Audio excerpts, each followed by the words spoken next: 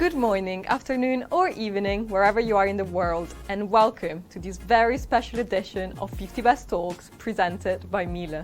My name is Julia Sgarbi, and I'm delighted to present the very first all-virtual edition of this thought leadership event, first created by the world's 50 best restaurants back in 2014.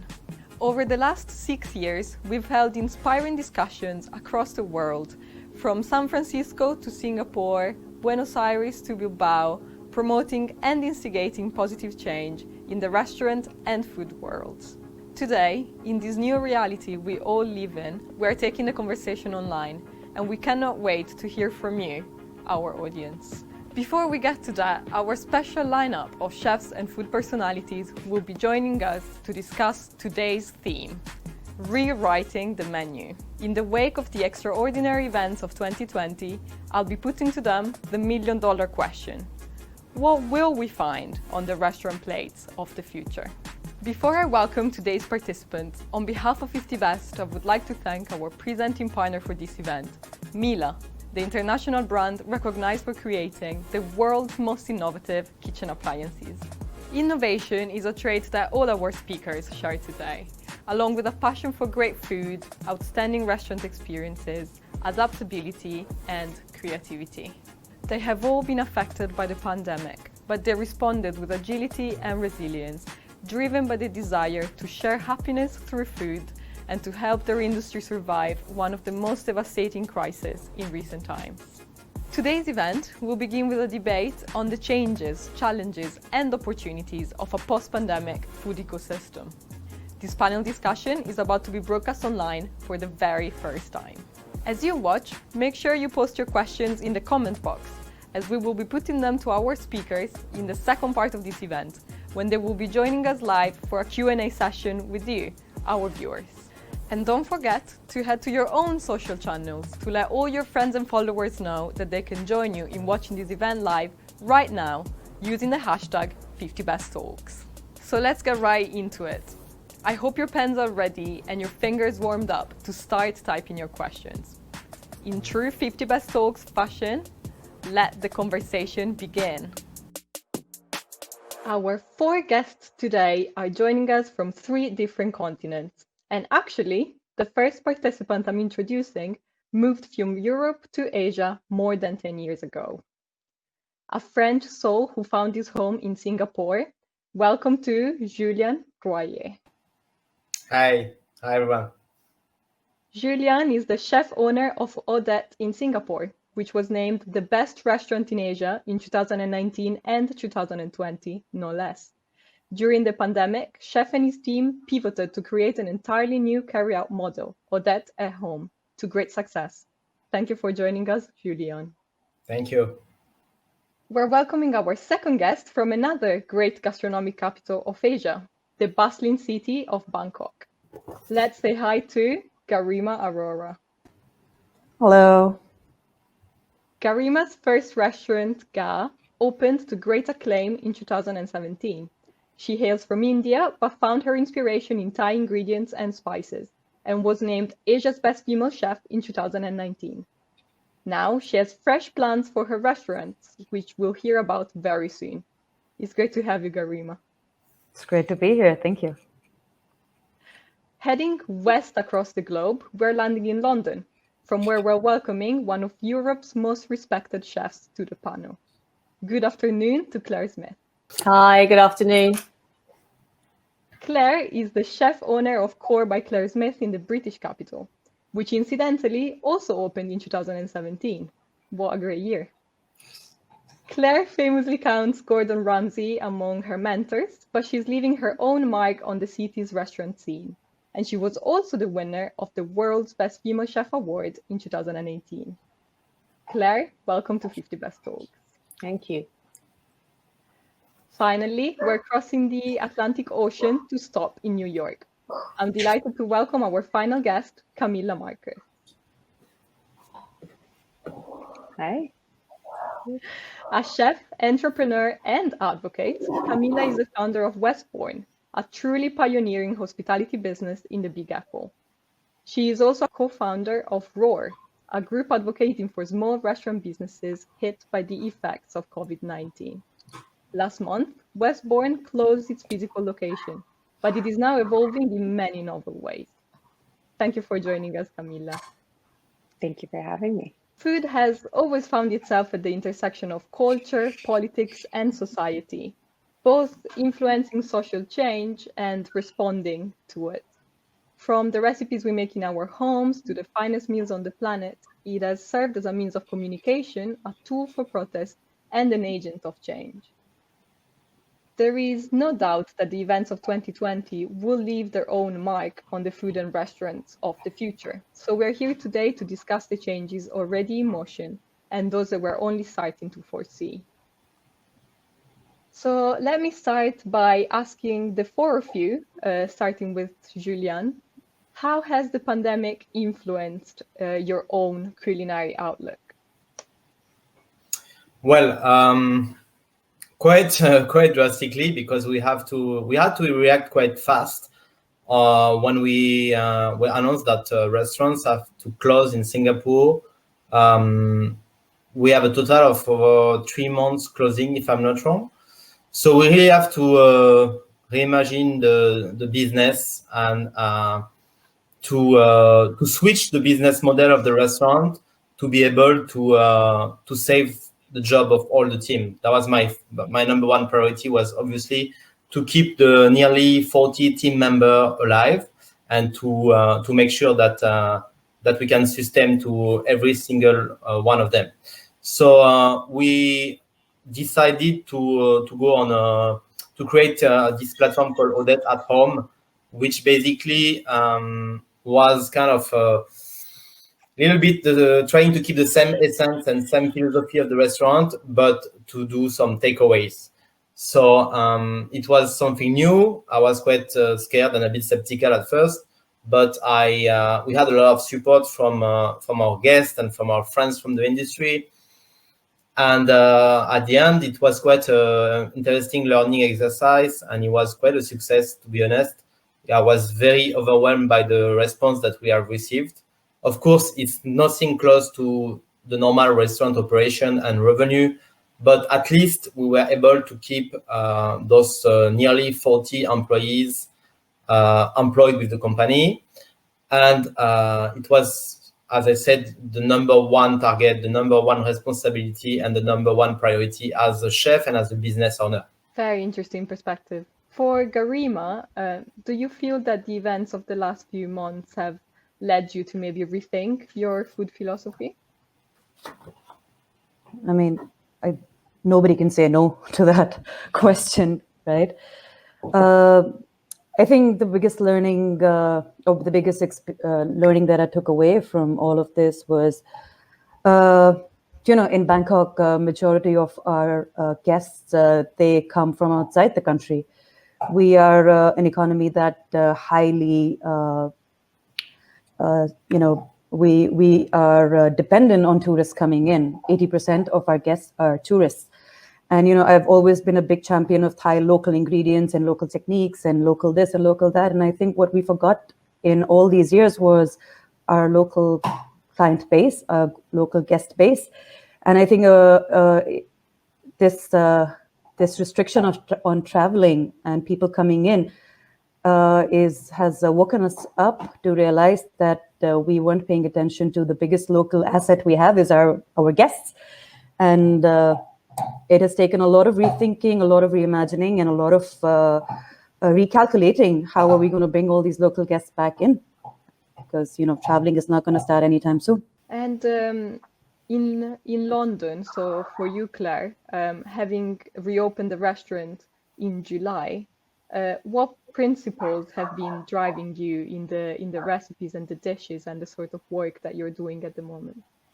I think one of the key things for us right now is obviously survival. It's for all of us are facing that. It's a huge challenge, and every day things are changing. We have to be very quick to adapt, and on all situations, to make plans is very difficult. But I think the things that we really we were well placed because Core already was following a philosophy of local. And I tried to, when we opened Core in 2017, buy everything that was made in the UK, including plates, cutlery, ingredients. We are lucky. Some people haven't got that. Depending upon where you are in the world, can you grow everything you need? We can grow most things here, which is good. And I think during lockdown, we really thought even more about that, protecting, as Julien said, people's jobs, livelihoods, not just with our team, but the growers, people around us, and really making people understand the true value of what things cost, the true value of people's lives, livelihoods, not only our teams, but the people that produce the ingredients. And I actually think that one of the more positive things in this was the fact that the general public started to look for quality ingredients and understood what they cost. And a lot of our suppliers also changed to domestic market, to feeding the general population. And I think that's helped people understand a little bit more about food and quality. And if it's anything that's happened to me, it's made me more and more determined to pursue this high-end product, to support those producers, and to even, we have to make people pay for it. In the UK, there's always a race to the bottom for price, and I think that we can't do that anymore. We need to really protect those great producers that farm in an ethical and sustainable way that we want to keep going. Camilla, could you tell us a little bit about what happened at Westbourne during the pandemic and how it's now evolving? Yeah, well, I will say I'm probably, looking silly, nodding to each person, but, it's so interesting to hear how the effects are really global, and I think touch all communities so similarly. I mean, there's not a thing that's been shared that we don't feel in New York. For us, it's been hard being hit so hard, but the dependence on public transportation, living so densely, and for our teams, I mean, even coming back to work was just really a struggle, and to keep people safe. So, we were in an unfortunate situation of being super small. Our location is really, dangerous for COVID concerns from the team standpoint. And, unfortunately had a landlord that was not willing to, negotiate reasonably and understand that this is, I think for a lot of people, it's hard to understand that for restaurants, this is a 12 to 18 month, process. I don't even want to say recovery, because I don't even think we're close to being there yet. As was already shared, it's about survival, but we're still really in the thick of it, even 6 months in. And I think for a lot of businesses, when the shutdown happened, everyone was working from home. Restaurants don't get to work from home. In fact, it's illegal to do so. So, there's been, I agree, I think a rise in awareness of guests understanding really how much is put on the line when you come to work every day as a restaurant, how much effort and sacrifice is made to take care of people, whether that's catering at home, doing things to go, or welcoming someone outdoors or indoors. It's been, I think, tremendously heroic to see what all restaurants have been doing during this time. I mean, we were feeding the city when everything was shut down. And, with not much of a restructuring, I mean, in the States, we've had no financial package for our industry from our government, and we've had no proper restructuring plan, frankly, from any level of government, despite the fact that we employ the most people out of any industry, and we're hit the hardest. And as I said, especially in New York, where the dynamics of the city just are going to make recovery just that much harder. So the way we did pivot culinarily is not unlike what was shared, thinking about people cooking at home, providing access. So we did a remote green market with a local producer that was our supplier. We did a lot to share direct access to our vineyards. I mean, they've also been really hurt. Everything hit sort of during spring release. So really trying to connect our guests to our suppliers and our partners that, someone mentioned, they're the lifeline, and I think have been sort of the unsung heroes of this industry that now guests really get to connect with and see. So our goal going forward is, to continue to figure out different ways to take care of our guests, but also really advocating for the industry, advocating for our suppliers and partners who are similarly, hanging on by a thread. As you say, it's interesting that we are 6 months into it, and we seem to keep hearing about the post-pandemic world, but really we're still mid-pandemic, in the thick of it. So I would like to ask Garima, but I would really love to open discussion to the whole panel. How do you think that the current crisis will influence what we eat in the long term? I think focus is more on locally grown ingredients more than they ever were. Locally grown ingredients, local techniques, people doing things within a geographical area. I would say, I think in the States, I think the biggest challenge that we face right now is I think we've gained so much ground on, thinking about climate change through food and thinking about how our food is grown sustainably and locally. And I think the pandemic has put a big hurdle in that. Everyone sort of went to single-use plastic overnight. People are not using compostable to-go products. I mean, that was something important and is important at Westbourne as a zero-waste restaurant. To see it almost overnight, all of those concerns for where food's grown, how it's carried to the guest. Yeah. And I do think that, as people go for comfort, they're now concerned about their own wallets, for the next year, 2 years, 3 years. I mean, you're seeing, obviously, here in the States, we have tremendous unemployment, really at a very scary, sustained level. So the concern I think that we have as a restaurant community is what is that going to do to all of the hard work and the positive progress we've made on, being environmentally conscious as it relates to our food supply. And I think a lot of those gains are being sort of pushed back in a really sad way. Well, I think this is all very true. And what we've noticed, I think globally, is the awareness of people through obviously environment issues and ingredients and produce. Because if we have one thing positive to remain of all this is that people seems to have cooked a lot in their own place, home, and they have baked and they bake bread and they cook every day home, and people realize, the importance of produce and the importance of ingredients. And I think the awareness of people has grown so much in that matter, and this is something really positive we have to keep. I think that people realize that, it's all about really quality over quantity. And many people realize that,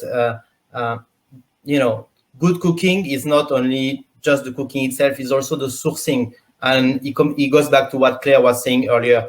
The highlight and the spotlight must be on producers, on farmers, because they are also suffering a lot of what happened. And I think people start finally to realize that maybe it's time to eat less, but eat better and eat, quality over quantity.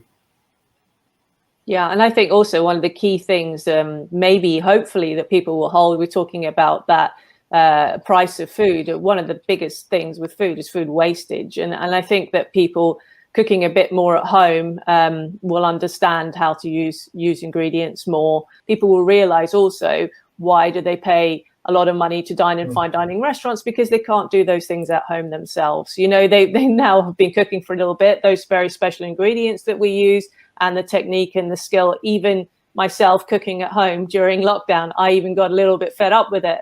And it was great to start with because I'd never cooked at home before for myself. So it was great. It was a lot of fun.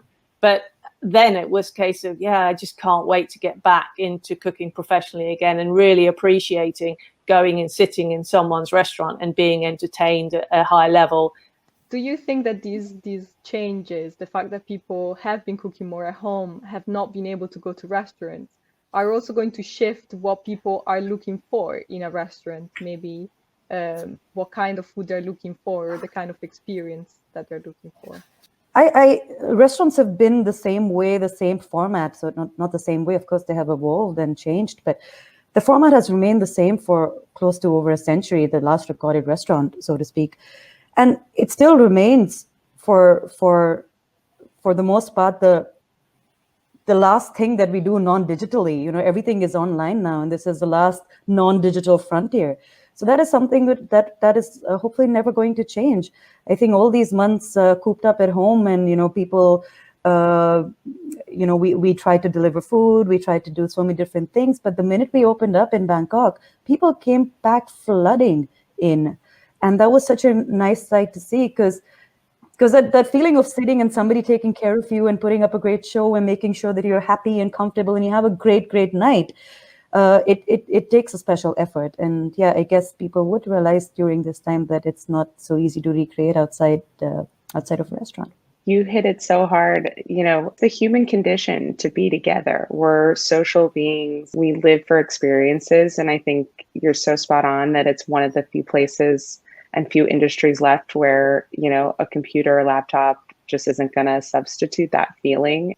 Gathering with friends and having that experience, as you said, and realizing how much of that human connection, that human touch, that just can't be replaced by technology, and it can't be replaced remotely. And I do think people are missing it deeply. And I think they're deeply impacted by not having it in restaurants in a big way. Something that we took for many, many years for granted is taken away or taken off. It's something that we miss so much. And I think a restaurant is what we do is what put really people together, regardless of religion, color of skin, or nationalities. And it's really this factor of communication is beyond cooking. It's beyond feeding people. So I'm just wondering, do you think there is potential in new culinary concepts of this kind? Is it possible to take fine dining food outside of the restaurant concept, at least in these crazy times? Is that something that you hope is going to keep going, or as you say, or is the restaurant's heart in the dining room because that's where people get together? Well, for me, we really create something. I think that was takeaway food is always seen somehow in not such a good way. When you have a hot food traveling for half an hour to your house, it's never going to be the same as the restaurant. So this is a fact, and I think a restaurant is not replaceable by any kind of luxury takeaways or whatever you call it. But as again, the notion of survival was the most important. So we have to put somehow a lot of effort trying to keep the philosophy of the cooking and the effort on sourcing and amazing ingredients. But we didn't take the risk to send away some hot food. So we kind of make some packaging for people to play home. So we did give some like small recipe card and cooking instruction for people to finish the dish by themselves. So if they screw up, it was not our fault somehow. So yeah, I think that's, I think it's the same. We played a little bit with it at Core, and we did it also. But I think, as we all agree, it's a human connection. Hospitality industry is to welcome people. Yes, we can do some kind of a high-end takeaway kind of thing. I think it worked really well in lockdown because people really wanted a little bit of our restaurants in their own home, and they were very excited to be able to have that. Certain dishes, particularly we did a few dishes that were, colder dishes but were from the restaurant, particularly desserts. And people were so excited to be able to have that thing that they loved in their home. But it will never replace, as Julien was saying, will never replace coming to a restaurant or why we cook for people. Why we cook for people? Because we love to entertain people. We love to see the smiles on their faces. We love to make people feel special, to hear laughter in a dining room. So yes, I think ultimately it won't replace it, but it could sit alongside it as a different kind of an experience, as a higher end offering to normal takeaways. Look, and I think the upside I've seen, at least in the States, is the accessibility of fine dining. A lot of restaurants that are impossible to get into or potentially prohibitively expensive did something as an offering where people who could never eat normally at that restaurant actually could in some respect. And I think that was really interesting to see, is just broadening sort of that access. But on the flip side, I think, takeaway does commoditize a little bit, I think, of what we do as restaurateurs and as chefs. And I do think that that's a downside to me, to see so many people pivoting in similar ways. Versus when you dine out, every restaurant is so different. Every touch point, every touch of hospitality, every person is so unique. And that's really the magic. So there's a little bit of friction, I think, in that it does take down what you do to more of a commodity. It's bringing food into your home so that you can eat. But that's not really what we dine out for. Food is a portion of it, but it's much more about a global experience. and a memory, which I think just can't be captured in a box in a bag. My next question to Camilla. Do you believe that food is political? And what does that mean in 2020 with everything that has happened this year so far? I think most certainly food is political. I think especially in the United States, really from the Industrial Revolution forward, tax incentives, who's encouraged by the government, and sort of the rules of the game are really laid out in such a way that what food your access to, what costs what, and how it gets, from A to B to your home, is a very complex system set up and encouraged by our government. We could very easily move into all compostables for products right now, and we don't. Plastic is still drastically cheaper, and that's very much dependent on tax incentives that exist, again, post-industrial revolution. I think now in 2020, even more so, you look at restaurants, 2/3 of restaurants in the States are independently owned. We are the largest private, and I think the second largest private employer next to healthcare. 11 million people work in independent restaurants, 15 million if you consider our supply chain.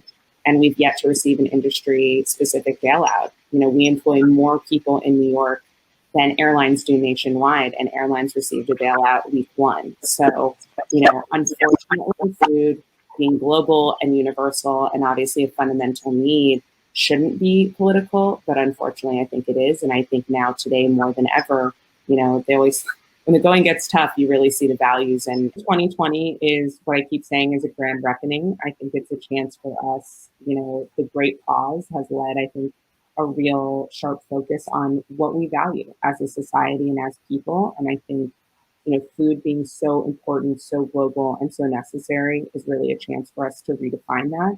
And I think that you're seeing more than ever, again, for better or worse, it's being very heavily politicized, at least in our country. I'm wondering for Garima, so you have kind of taken the chance with the pandemic to move GAT to a new location and also to think and start a new concept. Would you like to tell us a little bit more about that? And could you also tell us what kind of principle has driven you in creating the menus and the concepts for your restaurant?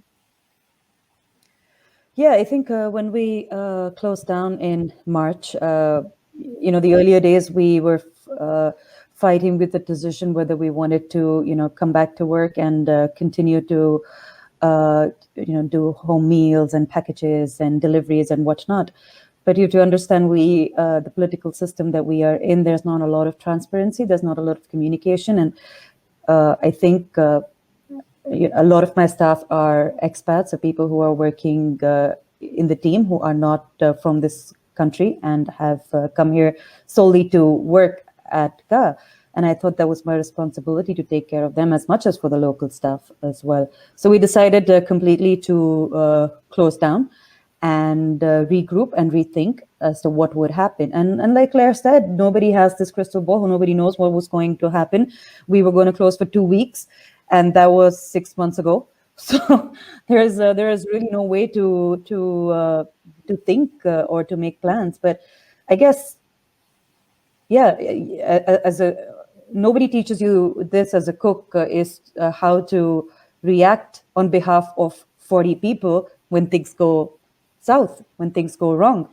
And this is something that you figure out as you go along. And that's when I realized that, okay, if you're going to keep these 40 jobs, going to make sure that people are paid, we don't lay anybody off, and we're gonna get back stronger. We have to think about more innovative ways to make ends meet. So I guess that thought had to change. So we decided, all right, we're gonna pack everything up, we're gonna move, and we're gonna do things a little bit differently. And that's what we're going to do very soon.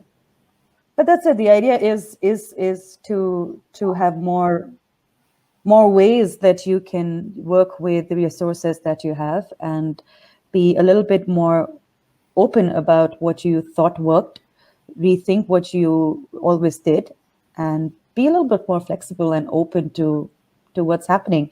I mean, the way I look at it is we can take this time and mull over everything that can go wrong, or take an opportunity and do something, take a bet, take a risk. So that's what we do. In terms of the future of food, what kind of things do you hope that we're going to see in the future?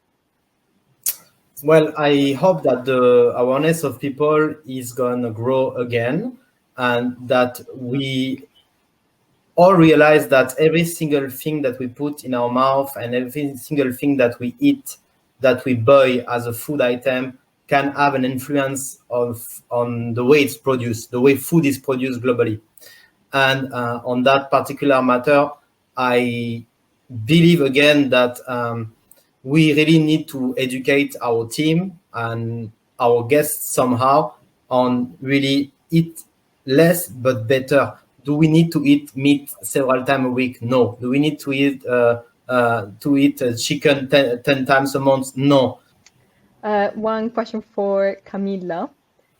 Why do you think that restaurants are so important in terms of human interaction? I mean, I think restaurants are the anchors of the human experience. I think in any city, any state, any country, any town, I think that it's where we gather the most. I think it's where we celebrate, our highest highs, our lowest lows. And I think that restaurants are so critical and such a big part of our daily journeys.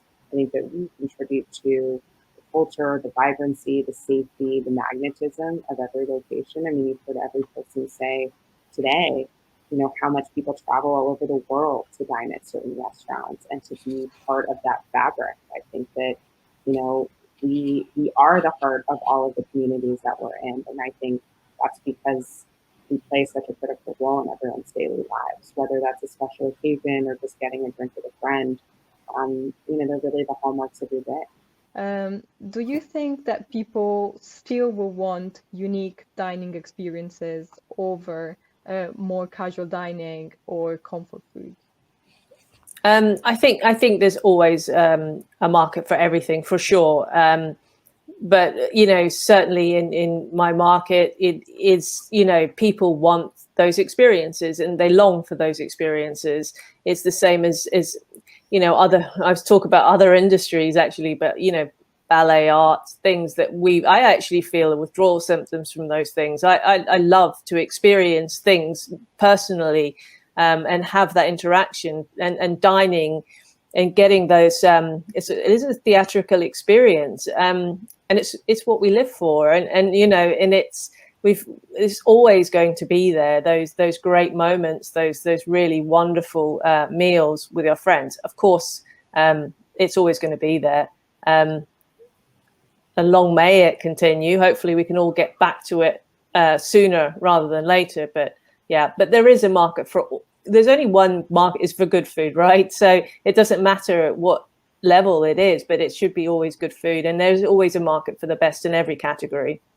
Thank you to all of our guests, Camilla, Claire, Garima, and Julien, for your incredible insights. And thank you for our audience for accompanying us in this event. Now it's the time for you, our esteemed viewers, to have your say. Let's enter the live Q&A session with our speakers to ask them the most burning questions on the minds of foodies and cooks alike. Welcome back, everybody, to the live Q&A section of Food of 50 Best Talks presented by Miele, Rewriting the Menu.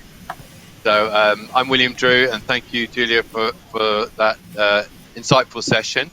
I'm going to reintroduce our guests who I think are all with us: Julien Royer, Garima, Arora, Camila Marker, and Clare Smyth, joining us from around the world again live. Now is the chance for you, the audience, to ask your questions. There should be a question box on your screen for you to submit your questions, and we'll try and get through as many as we can in the next 20-25 minutes or so. So welcome back, chefs, and thank you for rejoining us for this session. Garima, let's try you. A question from Alexa Zujovic, excuse my pronunciation. How important is it for chefs to be able to adapt to new trends and issues that come their way? That's something you mentioned in the panel discussion. How important is agility and adaptability? I guess we always, as cooks, are very resourceful. We are, easily malleable. We are ready for. Our services are reactive. We work in a very reactive business. Every night is different. Every service is different. Every guest is different. But suddenly we find ourselves in a situation where the entire world is on its head, changing around. So more than ever, I think we have to go back to our instincts as cooks and be ready to make changes as we go along. Like somebody mentioned during the talk, we are not even close to recovery yet. We're still mid-pandemic, so things are changing every day. What was true yesterday is probably not true today, and definitely won't be a week from now. So keep your eyes and ears open. Be open to new suggestions, open to people talking, and see what everybody else is up to, and be ready to adapt and make your move when the time is right. So I think it's extremely essential to be that way. Thank you. Julien, how do you think, chefs, the adjustments that you've made, how long will they last? Will they have a long-term, make a long-term changes in your restaurant? Well, definitely, I think those changes are here to stay for a while.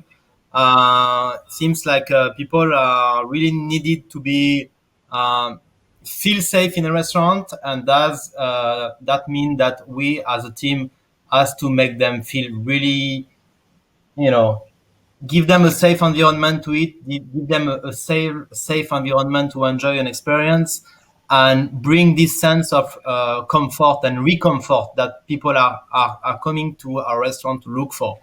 So I guess the notion of distance and comfort will be even more important than before. Yes, it will stay. Thank you.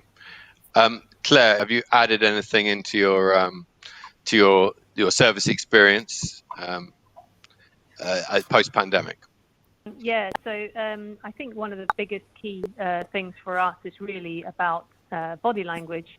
You know, we have to really show a big open welcome to our guests now, because we struggle to communicate in the same way. So it challenges us now to do other things. So we make sure that particularly every guest that arrives, they receive a very warm welcome.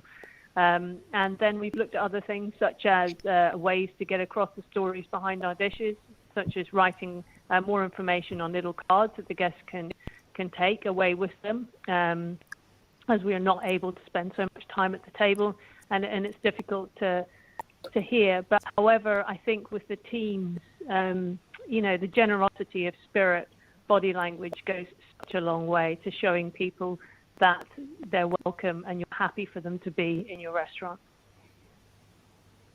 Thank you, Claire.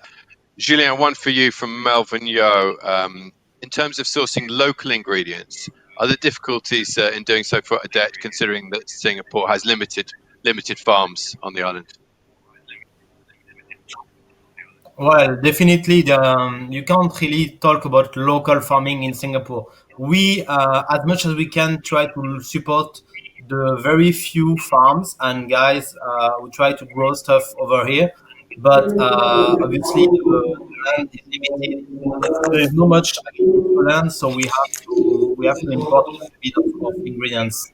But saying that, we always put a lot of effort and attention to prepare people who really try to work with a lot of preservation of the resource in mind at all levels. So we try to support local product and local ingredients as much as we can, knowing the geography of Singapore. Thank you, Chef. And Garima, a question for you coming in from Fabio. Can you give your top tip for amateur cooks new to Indian cuisine? What would be your key piece of advice or pieces of advice for those new to Indian cuisine? So top 10. That's quite a list. Well, just one or two. One or two is enough, I think so. Let's keep it short. I think, let me give you one, and I think that's probably the biggest and something I harp on a lot is rather let me tell you what not to do. I think it's high time to move away from the notion that Indian food is simply just curry and naan. It's time to truly understand the complexity of the food, the thousands years of history, the influence it has had on the rest of the Asian continent, and where its future is going. And I think if Asian food, which is again even overall so steeped in history, if it were to be relevant, or if it were to come of age, so to speak, in the times that we are, I think Indian food has an immense role to play with the techniques it offers, with the produce it offers, with the wisdom, with the wisdom that is passed on from generation to generation. And all of it is, I think, not so easily and widely available, or you really can't Google it. The best way would be to go to India, to travel, to eat the real food of India. And yeah, whenever whoever goes, let me know. I'll join you guys. Anything to get back. Thank you. Claire, coming back to you, can you hear me okay? We'll check before we get into the question. Yep. Excellent. Good. Claire, a question about your upcoming restaurant in Australia. Tell us a little bit about that. I guess it might have been delayed somewhat, but when do you plan to open in Australia, and what's the concept there? A very good question. If we find that out soon, it will be good. But we're due to open in the 1st of April, or before the 1st of April, hopefully, but it's not looking like that at the moment. International travel is going to be obviously very, very difficult, particularly for Australia at the moment. We can't get there, so it's pretty difficult to open a restaurant. However, we're working very closely with the teams on site, and everything is progressing. So as soon as I'm able to get there, I'm definitely going to look forward to going there. But the restaurant is really about very similar ethos to Core, which is really working with all of the amazing Australian producers and everything around us. I spent some time in my youth working in Sydney, and it's very familiar to me, and I love the area and the opposite seasons to Core. There's incredible produce there now, and I'm really, really excited to start working with the local producers and farmers there, very much similar to what we do in Core. So it is just a case of watch this space, and as soon as we can get there, we'll be there, and hopefully we might just have to work till we get through this year. Obviously, it's difficult for everyone. Anyone that's working at the international restaurants, it's very difficult at the moment. But we do have a great partner there that we're working with in Crown, who are building the restaurant as we speak, and it is all going ahead. So we just have to wait and see. Thank you very much. I'm sure the Australian dining public are waiting with bated breath. So another question for you, Garima, in terms of new concepts. You're relocating Gar, as we heard earlier, and you have a new concept, and I believe it's going to be focusing on an all-day dining and Indian breakfasts. Can you tell us any more about that? Yeah, I think I have a death wish. Like 2020 wasn't hard enough. I took on this mammoth task of not only moving Ga, but also starting a couple of ideas that I was toying around for a while, and that was coming anyway. But I mean, I guess we closed down and we decided to do everything together in one go. Like I said, death wish. But the idea is a breakfast canteen, kind of food that I grew up eating, the kind of food that you expect when you walk into a canteen in Mumbai, wholesome, nutritious, real Indian food. I think the best way to explain to people or show people what real Indian food can be, I think let's start with breakfast. So that's what's going to happen. We're going to be a breakfast place, followed by a cafe where hopefully I can get my chai fix for the day. I think it's more for myself than anybody else. And moving on moving on in the evening to be a wine bar. So I think Indian food pairs really well with wine. I don't know how many people would agree with me, but I enjoy it, and I hope I can give people a taste of that as well. Excellent. We look forward to that as well. Now, I'll see. I'll go check. I'll see what do you mean there. Camilla, I hope you're back with us. We're nothing if not persistent in trying to keep you connected. We have a question for you, Camilla. Firstly, are you there, and can we hear you? I hope so. Excellent. I can hear you loud and clear, so I'm sure we all can. a question from Emily White, who says, I love your zero waste concept at Westbond. How do we help encourage more to adopt this policy? Very pertinent, timely question. So I think it's really macro and micro. I mean, on the macro scale, as I spoke in the panel, everything comes down to incentives and what our government chooses to value. And we have a big role in that, obviously, voting and pushing policy. And that's on the big scale, sort of how we grow our food and whether plastics are cheaper than compostables, all of that makes a big difference. But as, chefs, restaurateurs, and as well as guests, where you choose to spend your wallet, how you choose to run your operation, there's a lot of different ways that you can go about it to cut down food waste. I know Claire spoke at length about food waste, but also where you source. So when you dine out, thinking about that and talking to your favorite restaurants about that being important. I mean, I always feel that the demand kind of goes both ways, right? And the government, unfortunately, is usually the last to the party, but it has to come from really both ends. It has to come from restaurants that say, you know what, might be a little bit more expensive to do something that's more mindful of waste, but hopefully at some point it isn't more expensive, and we're doing something with a bigger impact, and so it's worth it. But again, building off of what Claire said as well in the panel, but that also means that customers have to understand and guests need to understand that there's a premium for that and it does cost more, and we have to be willing to value that, right? Is it really a race to the bottom or not? And particularly with food supply and packaging, it is a premium, and hopefully continuing to push on that will make it that it's not a premium and not the exception, and hopefully the rule at some point. But in your own homes too, I think every person at home can think more mindfully about meal planning, about buying locally, not using paper towels. It's very easy and possible. You just kind of got to take the leap of faith and commit to it. Thank you. I'm going to ask you another question because we haven't had a chance to ask you too many. Well, we've got you. We're going to stay with you, Camilla. I think just an insight into the US dining market, there seems to be a little bit more reluctance or a little bit more ethical dilemma among US diners about whether they should be eating out or not than maybe in other parts of the world. Do you have a message to the US dining public in terms of the safety of eating out and the fact that it's needed in order to support the hospitality sector? Well, I think it's complicated. And I think the challenge in the States is that we've received a lot of mixed messages. It depends on where you live. It depends on what part of the country.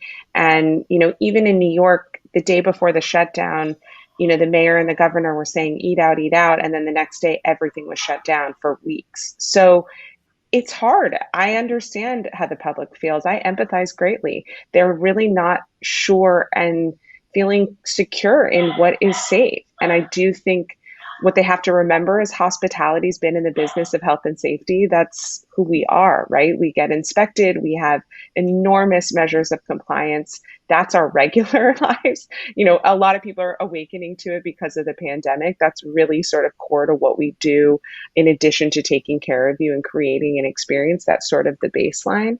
But I do understand in the States, I think it's very confusing. Things are open, then they're closed. There's a lot of communities that sort of the lights keep going on and off multiple times. And I think that, again, I hate to go back to the government, but they also have to play a part in understanding that that's a very strong message, right? There's only so much that we can do to share that things are safe, that we're taking all precautions, and that people should feel comfortable when you're seeing mandates that, neighborhoods are closing and then reopening and closing again.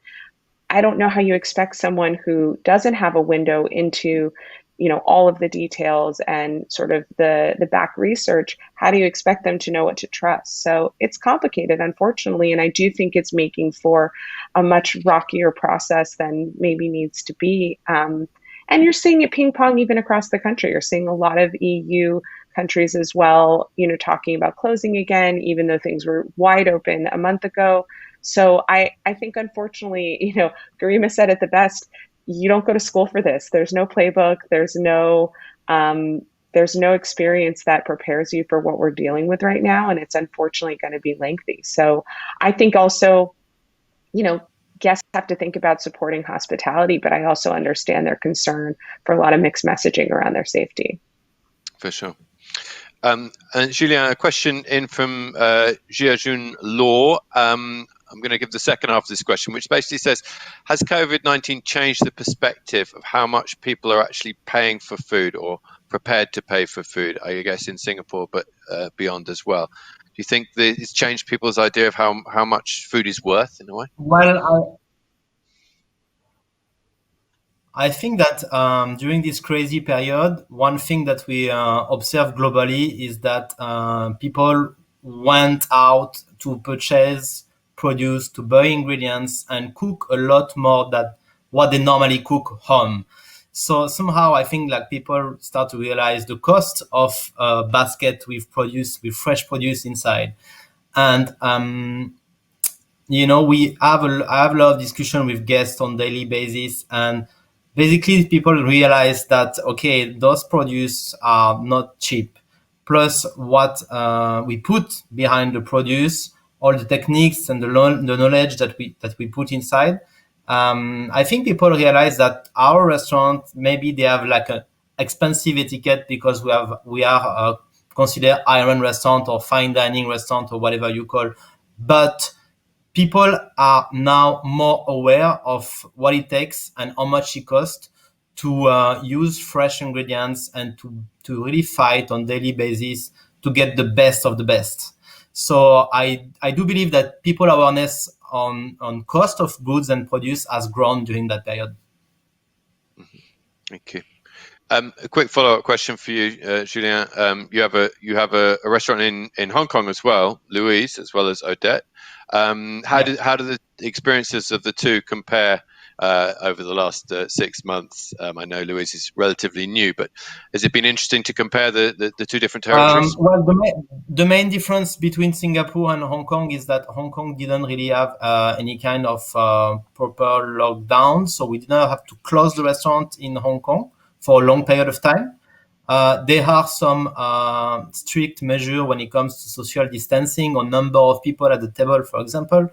But the main difference is that Singapore has nearly 3 months of closing for restaurants. And while in Hong Kong, we could still operate with a lot of measures in place. But I think both cities were kind of under control when I compare to many other cities in Europe.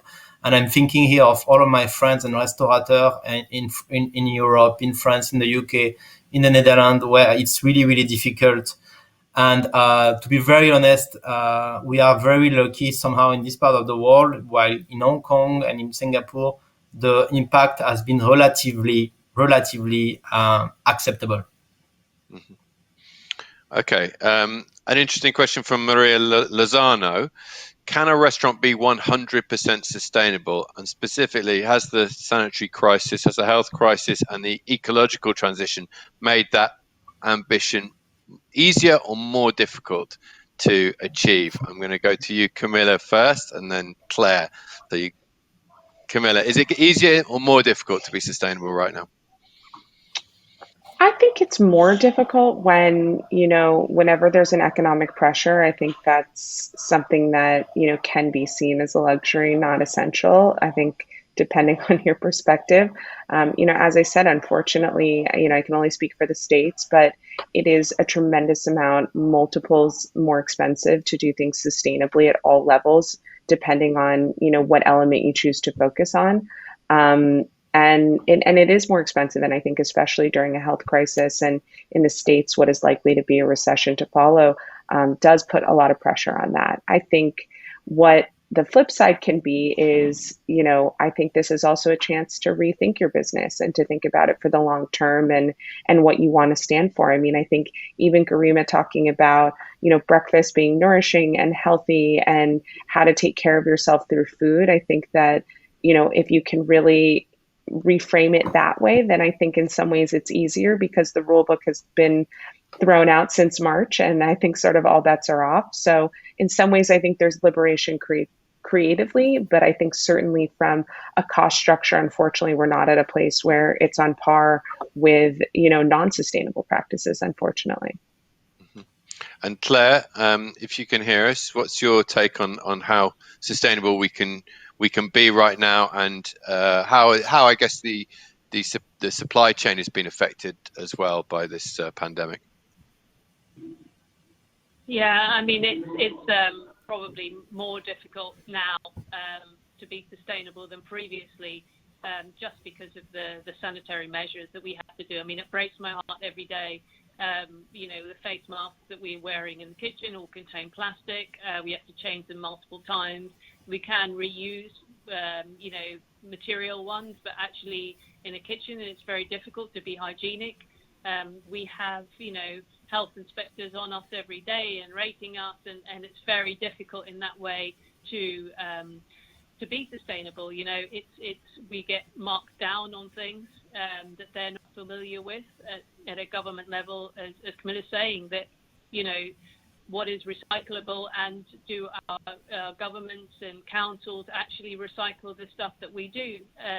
It's very, very difficult. We must be always mindful of it and ask the questions. I encourage my team to come up with ideas of better ways of doing things, and to really sort of get them. We've got a notice that sits on our back wall. They can put ideas down of things that we could do better. It's about engaging people is really important, but we do need a lot more help from government level, and I think that we can come back to it again. There's only certain things that we have control over, but then again, we do vote governments in. So I think we've got to be the voice that's going to push things forward, and keep pushing it so that we vote in the right people that can make these changes.